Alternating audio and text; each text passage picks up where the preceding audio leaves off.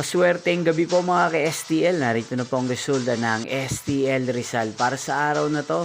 Third draw, March 19, 2026. Araw ng Huwebes. Naway yung mga natayain nyo pong mga numero kanina ay manalo nawa ngayong gabing ito. 8:45 PM kaya't kunin nyo na po ang inyong mga ticket. Narito na po ang resulta. Ang mga numerong nanalo sa STL Rizal ngayong gabing ito, March 19, 2026, 8:45 PM. Third draw result, 32 at 2 in exact order.